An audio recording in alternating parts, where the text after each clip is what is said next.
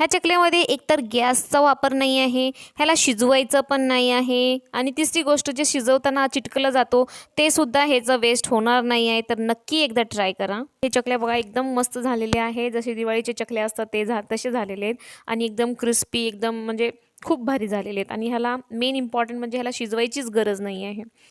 तुम्हाला त्याच्यासाठी ना गॅस लागणार आहे ना ह्याला शिजवायचं आहे, काहीच कुटाने करायची नाही. एकदम सोपी पद्धत आहे, तर नक्की ट्राय करा. एकदम मला पण दे. नाही एक दे. नाही देणार मी. ए बी दे ना. नाही ना, मला खाऊ दे ना. नाही मी नाही देणार. अजून आहे वरती, दे पटकन. घे घे ना. अभी मैं नहीं दूंगा किसी को, मैं अकेला खाऊंगा इसका. तसंच एकच आहे आता, वरती आहे, मी नंतर तळून देते तुला. श्री समतला तर खूप आवडले, तर चला तुम्हाला पण नक्की आवडणार, एकदा नक्की ट्राय करा. तर आता शाबू मी घेतलेला आहे, मापाने घ्यायचं आहे तुम्हाला, जेवढं बी घ्या तुम्ही नॉर्मली. ह्याचं काहीच जास्त हे नाही की माप बिघडतं, शाबू काही बिघडणार आहे म्हणून. काहीच बिघडणार नाही, काही नाही आहे ह्याच्यामध्ये. आता मी 2.25 किलो शाबू घेतलेला आहे ह्याच्यामध्ये. तर त्याला आता हे माझ्या शाबूमध्ये कचरा थोडं जास्त होतं म्हणून मी धुवून घेतलं. तुम्हाला जर छान वाटलं शाबू की नाही कचरा वगैरे नाही, तरी पण एकदा थोडंसं धुवूनच टाका म्हणजे बरं वाटेल. आता हे रात्रीचा वेळ आहे म्हणून तसं व्हिडिओ येते काळा काळा. तर रात्री मी त्याला भिजू घातले होते शाबूला. तर मी शाबूला धुवून घेतलेला आहे आधी, तर मला 2 वेळा धुवावं लागलं, कचरा जास्त होता.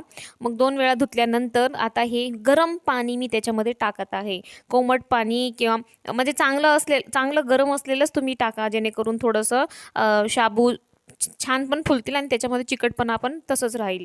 तर पाणी केवढं टाकायचं आहे, नॉर्मली तुम्ही जसं शाबूची खिचडी करतो तर त्याच्यासाठी जसं पाणी टाकतो तसंच टाका तुम्ही. थोडं जास्तही झालं तर काहीच हरकत नाही, पण एवढंच की जास्त पातळ नाही व्हायला पाहिजे. आता माझ्या हे शाबू, आता ते पाणी पण शाबूची क्वालिटीवर डिपेंड करतो. काही शाबूला जास्त पाणी लागतो, काही शाबूला थोडंच पाणी लागतं.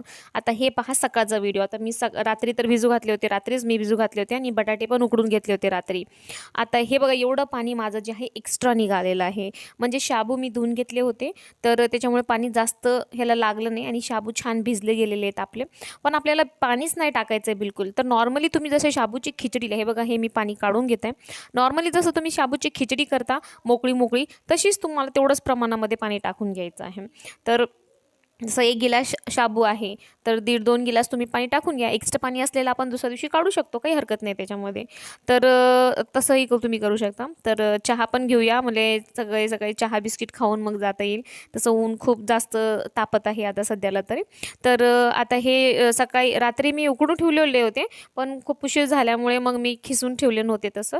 तर आता हे सकाळी मला खिसायचं आहे, तर मी त्यांना म्हणले की थोडंसं मदत करा, म्हणजे पटकन हे करता येईल. नाहीतर एकदाच जण खिसायचं हे सगळं करायचं म्हणले की थोडंसं जास्त वेळ लागून जातो आणि मग ऊन पण जास्त तापून जातो.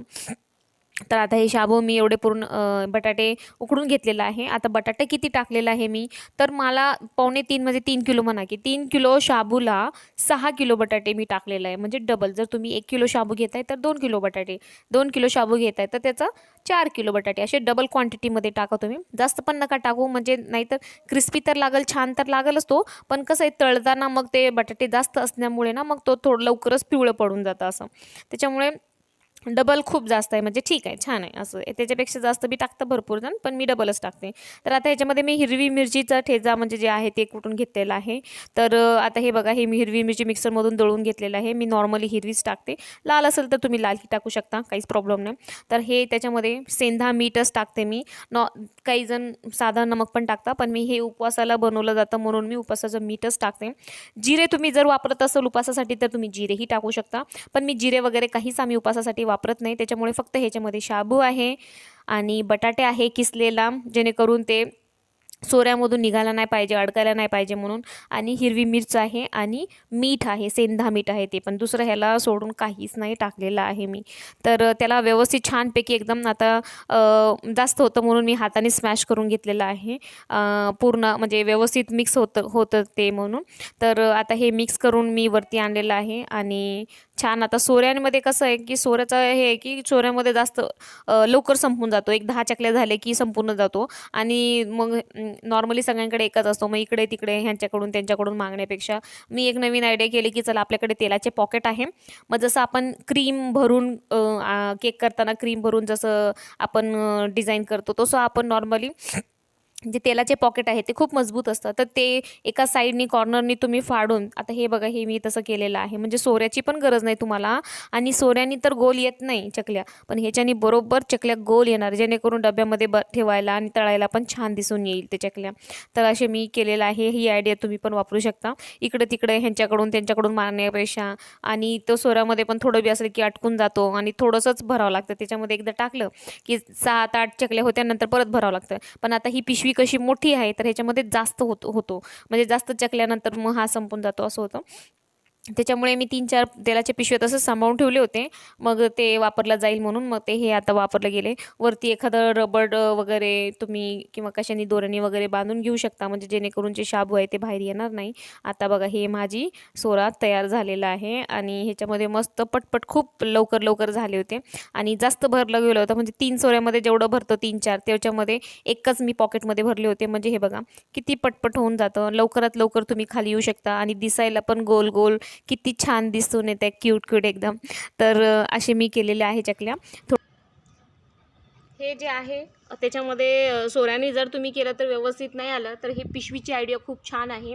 तेलाच्या पिशवीमध्ये टाकायचं आहे. आता मी 4 पिशवी आणलेली आहे, मी ते त्याच्यात टाकणार आहे आणि मस्त एक झाले की एक असं एक जण पॅक करून द्यायचं आणि एक जण करायचं, म्हणजे लवकर होऊन जाणार किती पण असलं. आणि ह्याच्याने बघा चकलीचा आकार पण एकदम छान असे गोल येत आहे, जसं आपण दिवाळीच्या चकल्या करते. तर नक्की हे पद्धत पण एकदम भारी आहे. आणि जर तुम्हाला असं जर करायचं असेल ना पिशवीमध्ये, तर तुम्ही खिसायची पण गरज नाही, कारण ह्याच्यामध्ये काय इझिली निघून जाते बटाटे, थोडे जाड पण असलं तर ते तुम्ही इझिली हाताने स्मॅश करून घ्या. म्हणजे आता मी जे खिसत बसले होते ते फक्त दाखवण्यासाठी. मग तुम्ही असं पण करू शकता, म्हणजे ह्याला काही शिजवायची गरज नाही आहे, ह्याला सोराची पण गरज नाही आणि जास्त बटाटे खिसून घ्यायची पण गरज नाही, की जेणेकरून गाठी गाठी राहिले तर सोरामध्ये राहून जातील, तसं पण नाही आहे. तर सोऱ्याने नका करू, ह्याच्याने करा, लवकरात लवकर होईल आणि छान पण होईल आणि आकार पण छान येतो ह्याच्याने.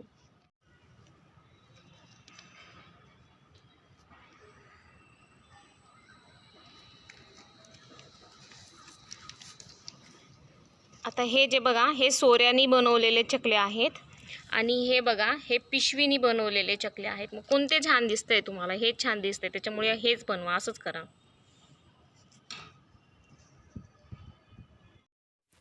तर ह्याला गॅसवर ठेवायची गरज नाही, म्हणजे गॅस एवढं महाग झालेलं आहे तर ते सुद्धा तुम्हाला खर्च करायची गरज नाही. व्हिडिओ आवडला तर लाईक सबस्क्राईब